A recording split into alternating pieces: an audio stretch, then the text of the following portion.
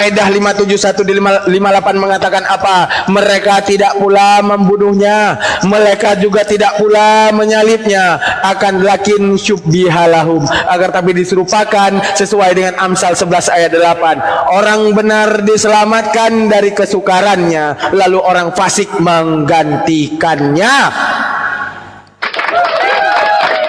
Selamat datang di kebenaran, teman-teman. Maka tidakkah engkau berpikir bahwa telah ternubuatlah orang yang mulia dilindungi oleh Tuhan? Tidaklah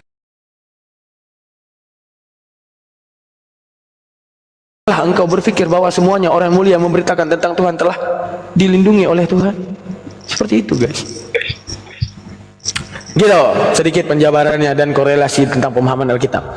Karena saya udah bilang tadi ya, ketika Allah menyebutkan kami utus Isa putra Maryam membenarkan Taurat yang telah diubah. Arti membenarkan karena segala sesuatu yang telah diubah. Arti ubah itu dua. Ada ikhtilat, ada yang satu lagi taghyir. Apa tuh? Mughayyarah dan ikhtilat. Mughayyarah adalah sesuatu perubahan yang tidak bisa dibedakan mana asli mana palsu.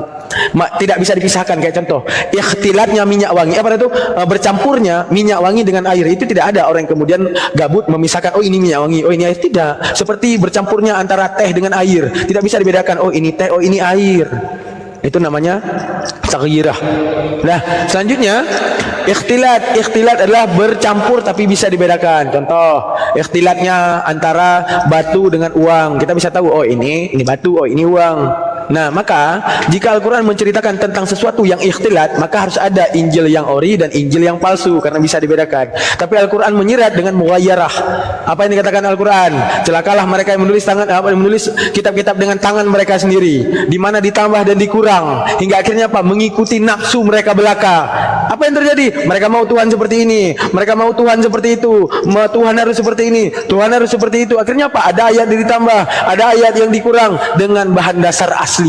Sama seperti pertanyaan Daman tadi, kalau seandainya hidung saya diubah jadi mancung, mana yang asli? Ya ini yang asli. Tapi kemudian ditambah dan diubah sesuai apa kemudian yang mereka maukan, apa yang kemudian inginkan. Artinya apa? Ada nggak yang asli? Ada. Yang mereka pegang itu adalah asli dan palsu. Karena apa? Pertama, contoh ketika Nabi Musa ya, seperti penjabaran tadi. Ada Nabi Musa. Ketika Nabi Musa selesai daripada ajarannya, ada muridnya mencatatkan dan menamakan dengan Taurat. Mencatatkan untuk diajarkan kepada anak mereka agar ajaran Nabi Musa tidak hilang.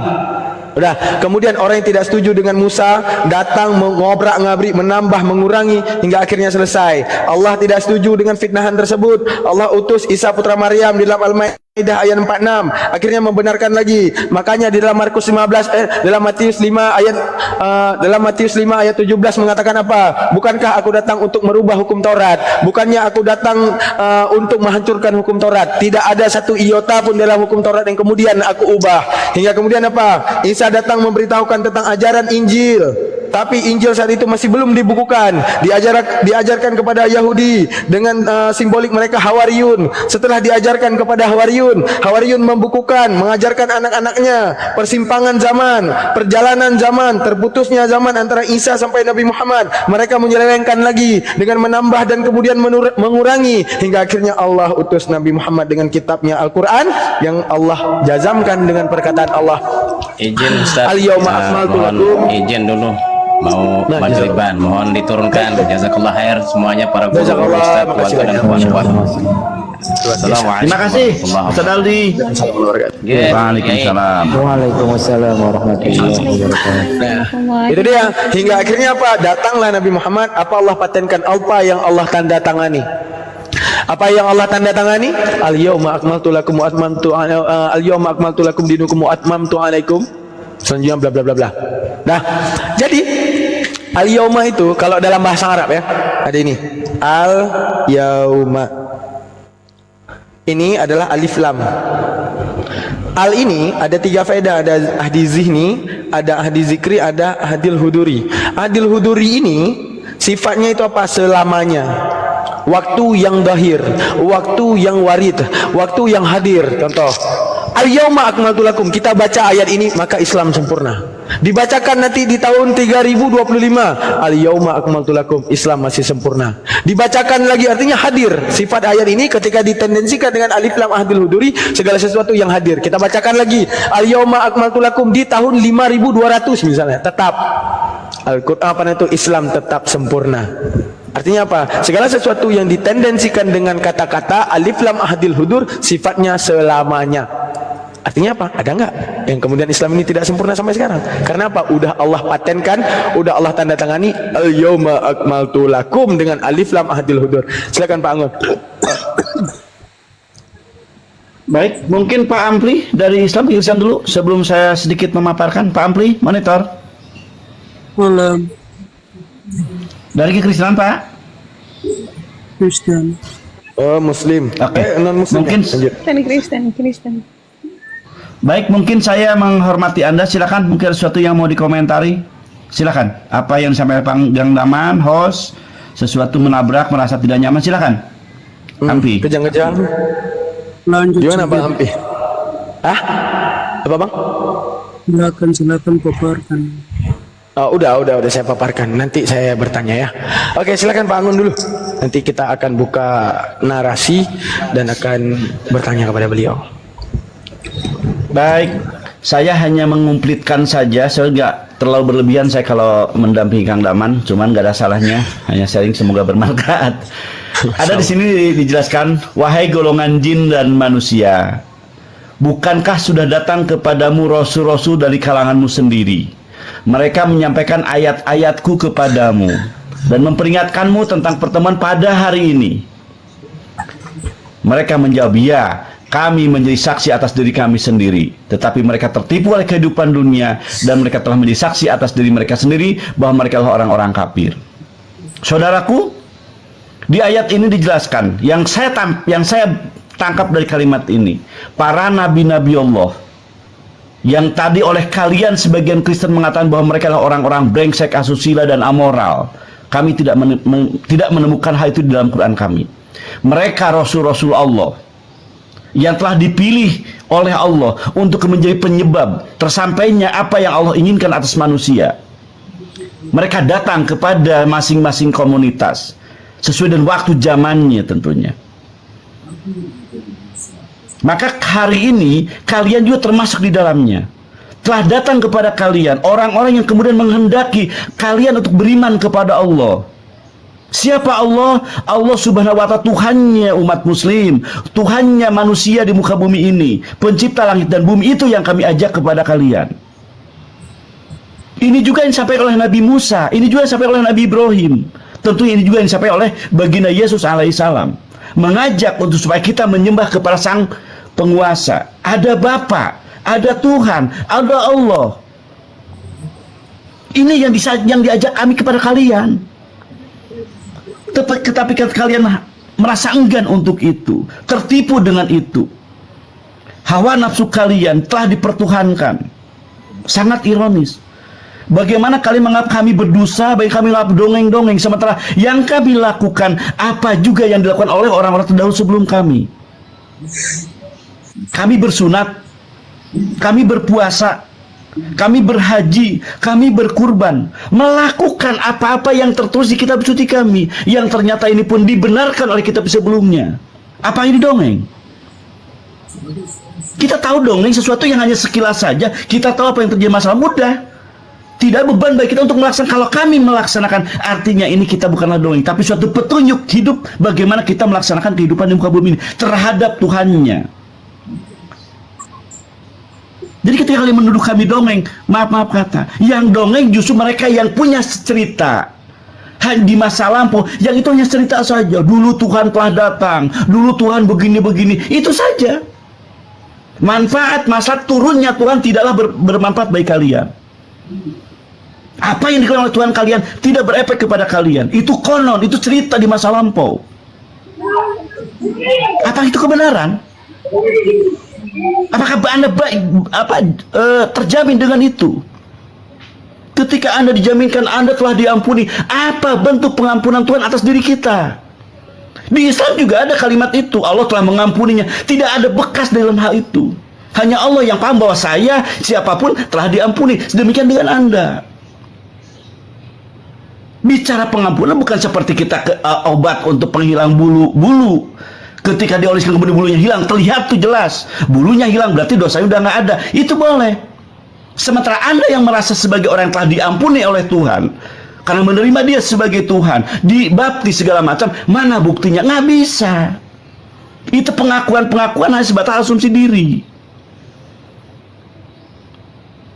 Maka saya mengajak kepada Anda, kalau toh demikian ini hanya sesuatu yang hanya sebatas kebanggaan pribadi, asumsi, harapan sendiri. Pikirkan lebih lanjut lagi. Kalau kemudian apa yang Anda lakukan sesuatu yang hanya bisa cerita masa lalu, konon, kisah yang masa lampau, diceritakan diulang-ulang, hanya apa? Hanya untuk menambah sesuatu yang justru menjadi penyesalan bagi kalian. Kami menjadi saksi atas diri kami sendiri. Apa yang kami tawarkan kepada kalian, apa yang kami ajak kepada kalian, tidak lain tidak bukan supaya kalian menyembah Tuhan semesta alam langit bumi ini. Dengan cara bagaimana? Lihat Taurat, lihat Injil Anda, lihat Quran kami. Itu linier, itu ada kesinambungan, itu ada kesamaan. Ada kewajiban kita kepada Tuhan. Kalau Tuhan itu ada, kita yakini walaupun kita tidak melihat, tidak mendengarnya, tetapi ada sesuatu yang kita praktekkan dalam berkeagamaan ini. Ruku, sujud. Itu bentuk manifestasi bahwa kita punya Tuhan. Terus apa yang kalian lakukan dalam hal ini? Sangat ironis kalau kita cuma jingkrak-jingkrak, joget-joget. Justru setelah penghinaan itu terjadi. Saya tidak membenci apa yang sedang kalian lakukan. Tidak membenci, silakan. Tetapi pikirkan, ini datang kepada kalian, kami, Kang Daman, siapapun, Bang Juma, menjelaskan betapa Allah harus disembah oleh kalian. Apa yang kami cerita Al-Quran kami tentang Baginda Isa, dia juga sholat, dia juga berzakat, dia juga melaksanakan hukum-hukum Tuhan. Apa yang tercatat di Al-Quran, kami benarkan tentang kemuliaan yang ada pada dirinya.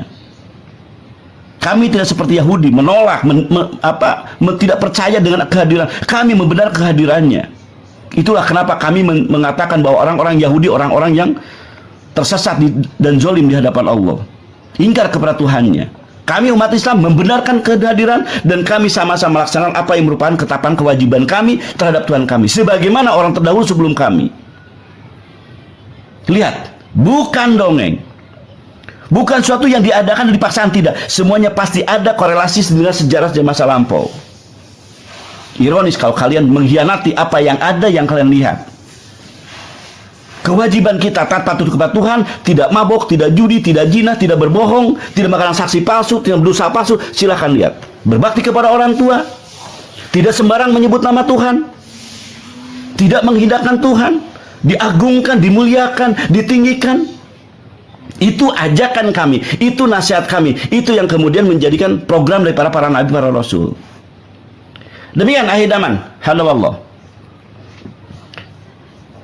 Mungkin Mbak Ampli atau Mas Ampli tadi mau mengomentari, silakan. Biar nanti Kang Daman yang akan menjawab dan meluruskan apa pemikiran Anda. Silakan Pak Ampli.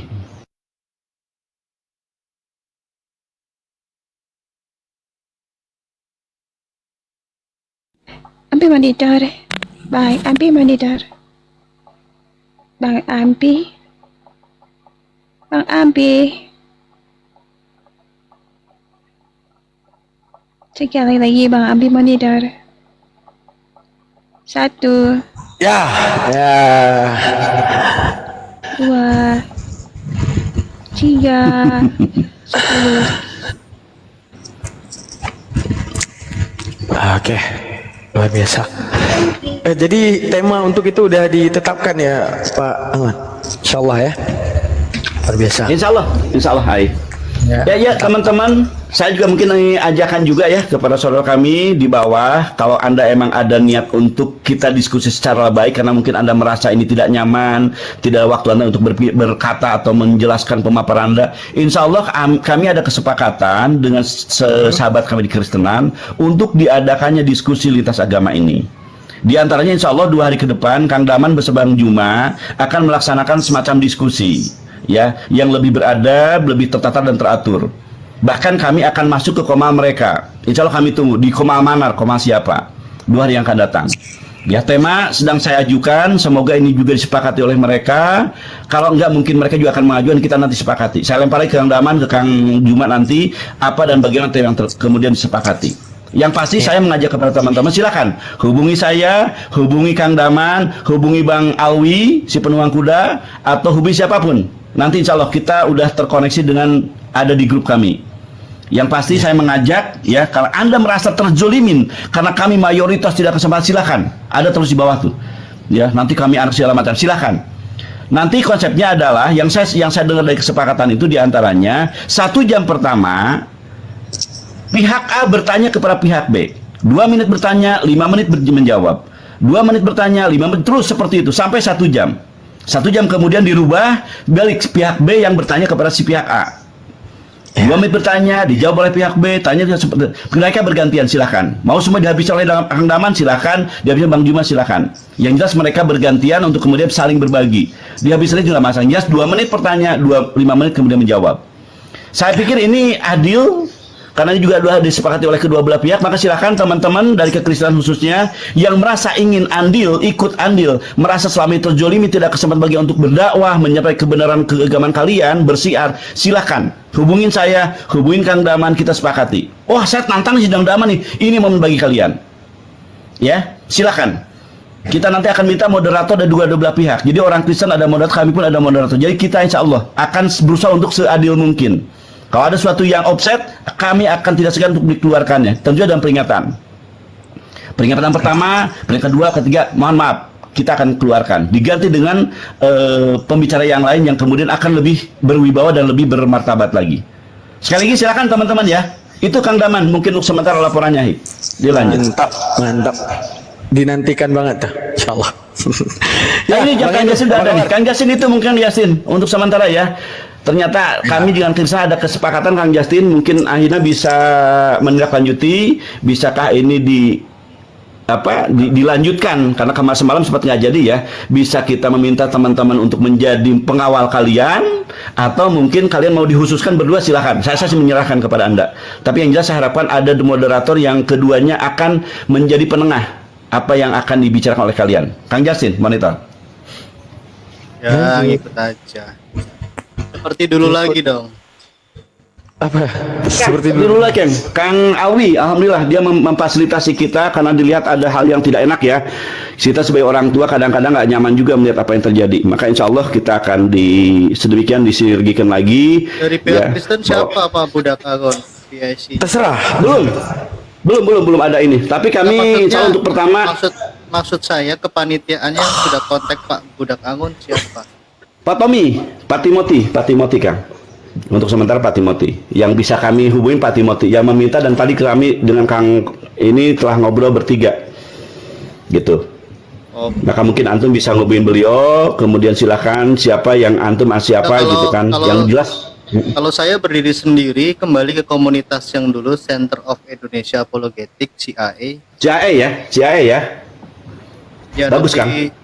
Ya Pak teolog kontekstual, Pak apa lagi? Banyak lah nanti ya. Cakep Kang.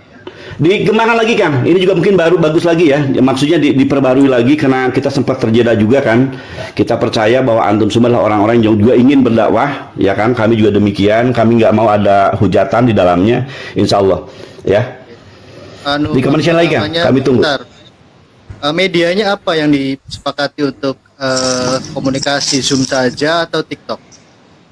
Di TikTok justru hari ini karena di Zoom udah sepi ya. Assalamualaikum warahmatullahi wabarakatuh. Wassalamualaikum warahmatullahi. Sehat Ustaz Alwan. Ya alhamdulillah sehat. Lanjutkan. Oke, Alwan. Kapan saya dengan Alwan? Sama silakan direncanakan saya. Oh ya, sama Kang Daman dulu. Iya, sama saya kan kemarin tadi malam saya harus ngajar, jadi nggak bisa buka koma lagi. Ngajar, pulang ngajar, bookingan barber banyak banget ya, saya harus mangkas. Saya selesaikan itu dulu. Gak apa-apa, cari waktu yang pas kan, kualitas debat ya kan. Ini ada lah waktu satu setengah jam untuk kemudian kita ngomong santai, bisa ya? Bisa lah ya. Boleh. Ada tema yang diangkat kemarin itu. Keselamatan. Atau mau bertanya ya? tema yang diangkat. Keselamatan, oh boleh. Salvation berarti ya. Oke, ada yang mau bertanyakan masalah salvation? Ya karena orang Kristen juga, teman-teman apologet Kristen kan juga jarang membahas keselamatan dalam Islam. Dan juga malah mereka juga kurang mampu menjelaskan keselamatan di dalam iman Kristen. Ya, sehingga yang terjadi perdebatan kusir, saling menyerang dengan mendiskreditkan tentang penebusan dan sebagainya kan. Oke. Jadi untuk sore ini kita ngomong santai misalnya salvation boleh? Iya boleh. Boleh. Silahkan terangkan dulu atau gini, mau tanya dulu ke Islamnya atau narasi dulu masalah salvation? Ya kalau selama ini kan yang beredar di perdebatan kan lebih banyak menurut saya membahas tentang kekristenan masalah penebusan. Dan jelas yang sejauh yang saya lihat itu yang ada kesalahpahaman, ditambah lagi sejumlah teman-teman Kristen, saya tidak mengatakan semua, tapi sejumlah kurang mampu menjelaskan itu. Bukan berarti saya lebih mampu. Nah maksud saya begini, bisa nggak teman-teman Islam itu, karena begini ya, di dalam kekristenan juga kami mengenal yang disebut dengan iman. Bahkan ada teologi khusus membahas iman Abraham. Nah di tempat kalian kan ada mengapa Ibrahim disebut al-mu'minun, bapak al-mu'minun, kan? Artinya iman itu penting. Yang kedua, di tempat kalian kan ada rahmat. Di tempat kami ada kasih karunia atau kasih anugerah Allah.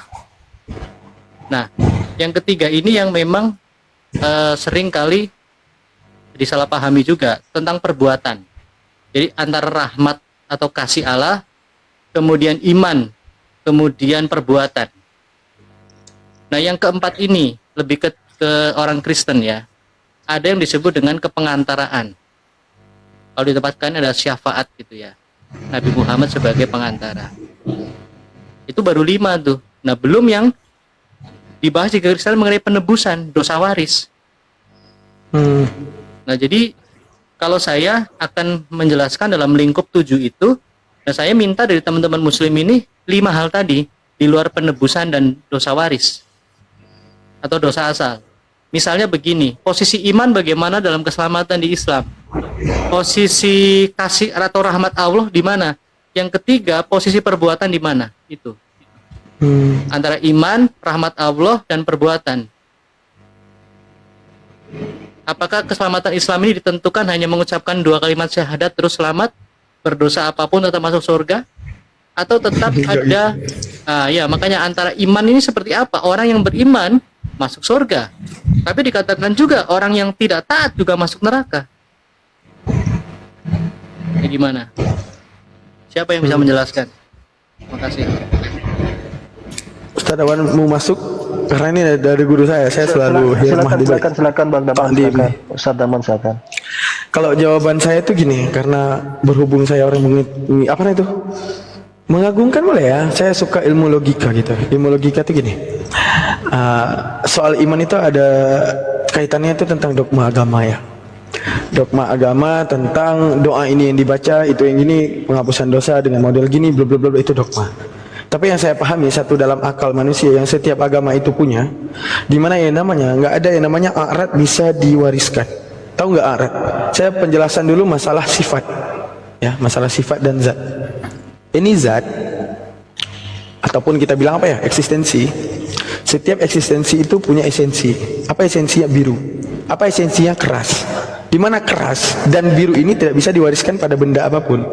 Nah, artinya biru yang ada pada dia bukan biru yang ada pada tembok. Keras yang ada pada dia bukan keras yang ada pada tembok. Menunjukkan apa? Segala sesuatu yang bisa diwariskan ketika sesuatu itu berbentuk eksistensi. Contoh, ini eksis, nampak segalanya. Saya wariskan Pak Angon ini untuk Anda. Itu bisa. Karena apa? Sudah berbentuk zat, sudah berbentuk konkret, kemudian bisa diwariskan. Segala berbentuk esensi itu tidak bisa diwariskan. Contoh, ini esensinya putih, zatnya, eksistensinya adalah spidol. Di mana putih ini menjadi sifat daripada spidol ini ataupun wasaf. Ini menjadi wasafnya adalah biru. Bisa nggak biru ini diwasafkan? Artinya apa? Diwariskan kepada spidol ini? Nggak bisa. Oh bisa, kita chat. Maka biru yang ada spidol masih bukan biru dia. Maka biru yang ada pada dia bukan biru spidol. Akan tetapi apa? Sama-sama biru tapi bukan dirinya sendiri. Sama juga seperti dosa. Sama seperti saya bilang gini. Esensi apa itu? Saya manusia. Diwakili dengan banyak esensi, ada yang umum, ada yang khusus. khusus menyanyi. Yang umum seperti berlari, berjalan. Sekarang gini, berjalan. Berjalan yang ada pada Daman, saya lagi males jalan. Saya bilang, Bang Justin, bisa nggak Anda jalankan punya jalannya saya ke Kede itu? Saya lagi males. Artinya apa? Esensi itu tak bisa diwariskan secara akal. Nah, makanya saya akan menolak penuh dosa waris di dalam akal saya, karena yang namanya esensi di dalam akalnya manusia tidak pernah bisa diwariskan. Contoh, birunya ini tidak bisa diwariskan kepada birunya ini. Ketika ini kita cat biru, maka birunya dia bukan birunya ini. Artinya apa? Baru bisa diwariskan jika dia dalam berbentuk eksis. Kalau jawaban dari saya itu aja. Karena kalau saya akan masuk ke ranah dalil, itu akan masuk ke ranah dogma. Yang satu agama pun nggak akan percaya hal itu. Nah, karena kalau kita masuk ke ranah internal Islam mudah saja. Salvation itu dengan kamu mencintai Tuhanmu, Tuhanmu mencintaimu, memberikan bonus dari kecintaannya karena apa tadi? Karena kecintaanmu terhadap Tuhan, maka diberikannya surga. Surga bukan objek utama orang Islam. Objek utama orang Islam adalah Tuhannya. Mana buktinya? Fa in yusibna fa bimahdil fadli wa in yu'azzib fa bimahdil adli. Jika seandainya Tuhan memberikanmu bonus ataupun sebuah efek daripada kecintaannya, itu karena karunia, bukan karena ibadahmu. Bukan berarti Ustadz Alwan ibadah 100 juta tahun dia masuk surga. Bukan berarti Daman ibadah 80.000 tahun dia masuk surga. Tidak ada yang namanya manusia sanggup membeli nikmatnya surga. Bahkan nikmat yang diberikan pada mata, nikmat yang diberikan pada tangan, nafas yang kemudian dia hirup, tidak bisa kemudian sanggup manusia dengan ibadahnya membayar itu. Tapi kemudian dia masuk surga karena apa? Cintanya terhadap Tuhan, pertaubatannya terhadap Tuhan dibalik semua kesalahannya, karena dia memikul dosanya sendiri sesuai daripada pemberitahuan dalam Yehezkiel 8. Apa dikatakan? Bapak tidak menanggung dosa anaknya, anak tidak menanggung dosa bapaknya. Artinya apa? Ya itulah. Setiap orang menanggung a'rad, menanggung esensinya masing-masing. Larinya kamu bukan larinya orang, makannya kamu bukan makannya orang. Seperti itu saja dari saya. Ya, makasih.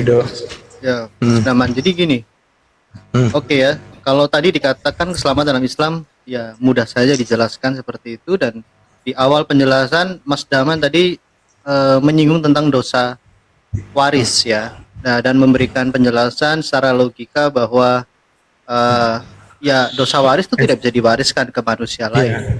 Esensi tak bisa diwariskan. Lanjut. Betul ya, esensi ya, dengan analogi tadi warna biru dan seterusnya secara esensi. Oke, tetapi jelas kalau Mas Daman memahami dosa waris dalam kekristenan seperti itu kurang tepat ya. Dosa waris di dalam bahasa Inggris itu original sin. Ya, ini istilah ekstra biblikal ya di luar Alkitab yang digunakan untuk menjelaskan bahwa ada yang diwariskan oleh Adam kepada anak cucunya, yaitu apa? Kodrat keberdosaan. Kalau kita baca di Roma 5 tentang Adam dan Kristus, karena perilaku Adam yang tadinya kodratnya kudus, kodratnya jadi rusak. Naturnya kudus, kecenderungan sifatnya kudus, taat, tidak berdosa, menjadi berdosa. Jadi di dalam diri Adam itu suci, kudus. Lalu dari mana dosa itu masuk? Atas pengaruh pihak luar, yaitu iblis.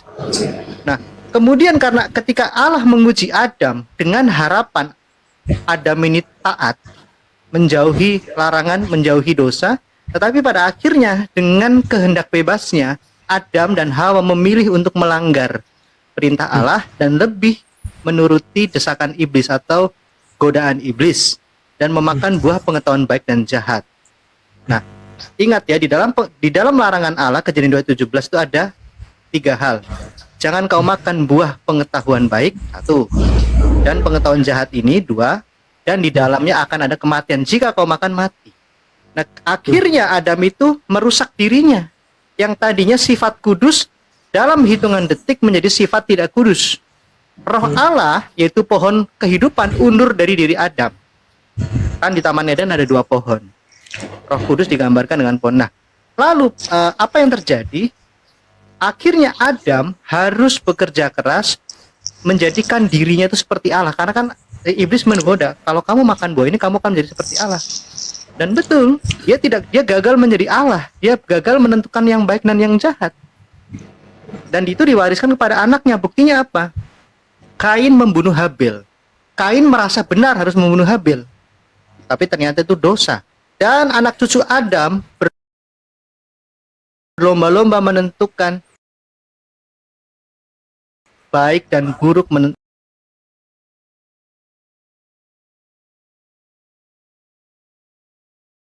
mewarisi perbuatannya Adam. Adam mencuri mangga, kita mencuri mangga, tidak. Tetapi mewarisi kodrat atau natur keberdosaan. Nah, ini yang dirubah Pertanyaan oleh dikit Yesus. Pertanyaan dikit boleh? Saya Oh, iya, boleh, silakan. Satu pertanyaan gini. Silakan. Bisa dikatakan bahwa Adam yang berbuat, kita yang kena getah gitu, boleh nggak? Iya, harusnya kita mewarisi naturnya Adam yang kudus. Adam beranak cucu, mewarisi natur yang sudah rusak, mewariskan natur yang sudah rusak. Itu bukan kesalahan Allah. Adam merusak dirinya, sehingga iblis punya pintu masuk ke dalam hidup Adam. Makanya Rasul Paulus juga menjelaskan dosa itu berkuasa dalam darah, dalam pikiran. Nah, lalu akhirnya kecenderungan manusia berbuat dosa itu bukan sifatnya Allah. Bahkan harusnya Adam itu tidak mati, tetapi manusia mati. Bayi dalam kandungan pun meskipun belum melakukan dosa perbuatan, tetapi dia terdampak dosa, yaitu apa? Bayi dalam kandungan bisa meninggal. Bayi dilahirkan bisa cacat. Padahal Allah tidak pernah menjadikan manusia tuh mati, apalagi cacat. Jadi pemahaman dosa waris salah. Oke. Itu ya. Sampai di sini dulu.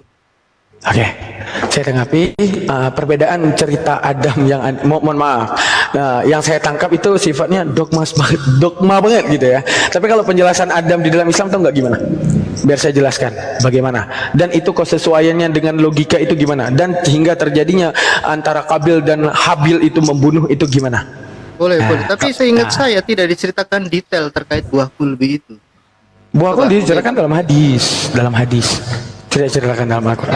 Kalau Anda tahu metode Al-Quran adalah metode ijma, metode hadis adalah metode tafsir, insya Allah Anda paham maksudnya gimana. Oke, saya jelaskan pakai papan ya. Boleh. Nah, pertama kita tahu ya, penonton tahu ya perbedaan eksistensi dan esensi. Sekarang gini, dua dalil yang saya angkat daripada hadis Nabi. Nah, dua dalil yang saya angkat daripada hadis Nabi. Pertama, Allah mengatakan, kata Nabi, tangan Allah keduanya kanan. Tangan Allah keduanya kanan. Tangan Allah keduanya ya, tangan Allah keduanya kanan.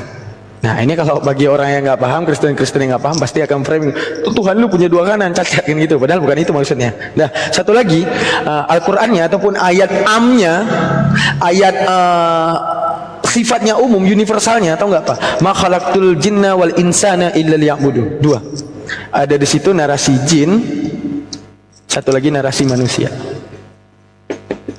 Loh, kok dua? Dua ini katanya sembah Allah. Kok dua? Malaikat apa kabar? Batu, langit, buaya, toke, nggak ada. Tapi cuma jin dan manusia. Kenapa?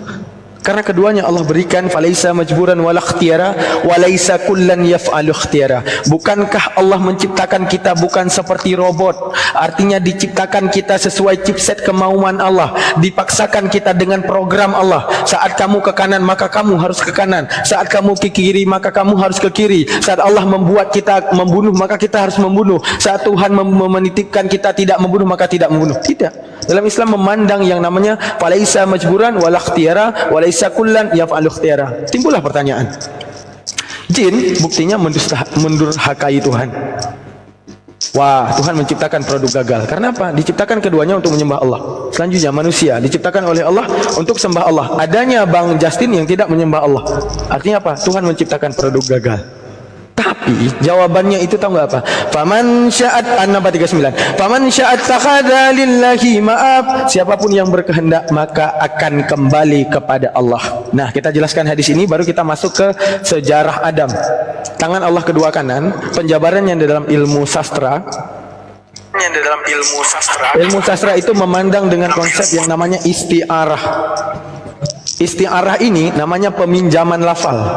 Contoh peminjaman lafal, dia harus ada karinah mani'ah, artinya menegahkan kepada makna hakikat tapi bermakna majaz. Contoh, kalau saya ngomong kepada Bang Justin, aku melihat kambing di hutan, maka kata kambing tersebut adalah kambing yang sebenarnya karena ada narasi hutan. Tapi kalau aku ngomong, aku tadi main futsal bersama kambing, maka arti kambing di sini bukan kambing sebenarnya, akan tapi kita menyiratkan satu kata yaitu bau ataupun tidak mandi. Oke, itu namanya meminjam kata kambing, isti'aratul makna, apa isti'aratul lafzi, meminjam kata kambing untuk mewujudkan arti apa? Mewujudkan arti bau. Nah, sekarang gini, terus ada yang namanya apa namanya itu isti'arah, itu ada dua, ada yang ifradi, ada yang tarkibi, sifatnya murakab. Mana contoh kalau dalam bahasa Arab, baru kita lanjut ke sini ya. Kalau dalam bahasa Arab, contoh mulut sampah. Ini dalam bahasa Indonesia. Mulut sampah ini bukan berarti mulutnya terbuat dari sampah, bukan berarti dia sedang makan sampah, tapi dipinjamkan kata mulut untuk kata omongan. Artinya apa? Peminjaman banyak lafal, dipinjamnya kata mulut untuk kata omongan, dipinjam katanya sampah untuk ketidakbergunaan. Artinya apa? Omongan sampah saat saya menarasikan, wah Bang Justin, mohon maaf ya, saya menarasikan, wah Bang Justin ini mulut sampah. Artinya apa? Omongan Anda tidak berguna. Tapi dengan narasi mulut sampah meminjam kata mulut dan meminjam kata sampah, dikenal itu dengan isti'arah murakabi. Nah, kita tinjau di sini dulu. Nih dalilnya. Tangan Allah kedua kanan. Pertama, tangan meminjamkan kata yaitu kekuasaan. Arti tangan apa? Karena tangan ini menguasaan apapun. Terus dua ini apa? Langit dan bumi.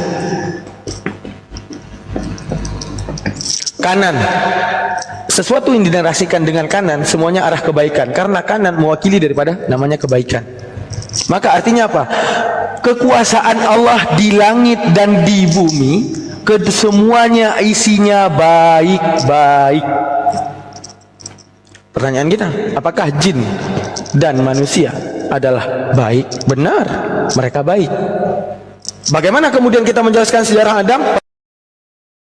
Pertama, Allah membuktikan sifat ikhtiari kepada jin dengan begini. Di dalam narasi akal manusia Bang Justin, Bang Justin, akal ini kalau dalam bahasa Arab ada yang namanya mujabah, ada yang namanya salibah. Ini akal, konsepsi akal. Apa mujabah? Menerima ataupun ya. Salibah tidak. Itu wajib daripada akal untuk iya dan tidak. Oke, itu konsekuensi akal. Konsekuensi akal, mujabah dan salibah, menerima ataupun tidak. Contoh, ketika Allah menguji akal dengan tendensi kalimat positif. Nah, saya harus ajarin dulu mana positif, mana negatif. Positif adalah suruhan yang bukan bersifat larangan. Negatif sifatnya larangan. Mana konsekuensi positif? Wahai jin, sembahlah, sujudlah kepada Adam. Dengan kata-kata positif, bukan larangan tapi perintah. Apa yang dikatakan jin? Tidak mau. Karena apa kata jin? Aku terbuat daripada api. Artinya apa? Inilah pengujian akal. Padahal apa kata Allah? Faman syaa'a takhadha lillahi ma'ab. Kalau dia mau kembali ya dia tinggal kembali ke Allah. Maksudnya Allah jin dengan mudah memilih sujud. Tapi akalnya memilih tidak sujud.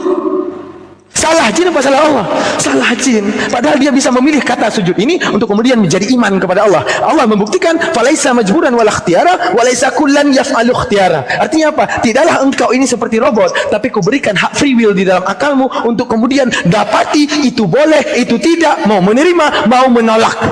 Saat itu jin menolak dengan tidak mensujud kepada Adam. Salah jin apa salah Allah? Salah jin. Yang kedua, Allah tendensikan pengujian akal lagi dengan kalimat negatif. Wahai Adam, jangan ini kalimat tolakan. Artinya apa? Kalimat nahi. Jangan makan buah itu. Adam dengan mudah untuk tidak makan.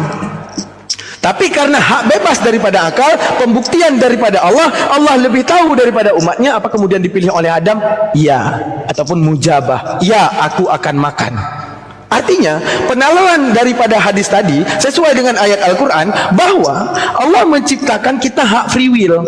Makanya ada jatuh dalam dosa. Jatuh dalam dosa itu bukan berarti dosa itu kita kayak robot. Contoh gini, kenapa kamu berzina? Ditakdirkan Allah. Kenapa kamu mencuri? Ditakdirkan Allah. Kenapa kamu merampok? Ditakdirkan Allah. Ini jawaban yang sangat salah. Bukankah saat kamu berzina ada dua pilihan yang dikasih oleh Allah, berzina ataupun tidak? Padahal dengan mudahnya kamu tidak berzina, tapi kamu milih, ya aku berzina. Dengan mudahnya kamu tidak membunuh, tapi kamu milih membunuh. Artinya apa? Hak bebas kamu. Selanjutnya, sesuai dalil yang tadi, penciptaan Allah di dalam langit dan bumi keduanya kanan. Arahnya adalah kebaikan. Contoh, diciptakan oleh Allah Ta'ala solat.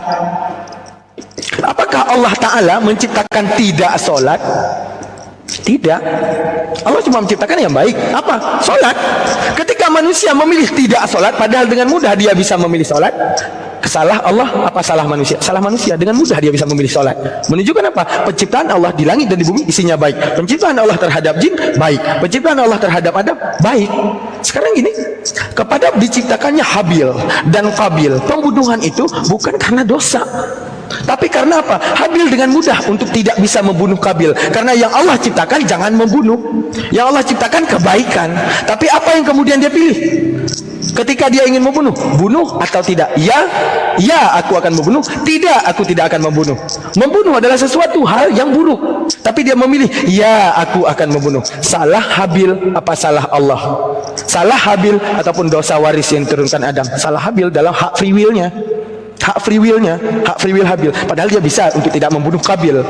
Karena apa? Kita bukan robot. Contoh bang, Anda datang pegang pisau, Anda ingin menusuk orang, hati Anda bilang jangan, hati Anda bilang tusuk, hati Anda bilang jangan, hati Anda bilang tusuk. Satu sisi apa yang dikatakan Allah? Yang kuciptakan itu segalanya baik-baik. Artinya apa?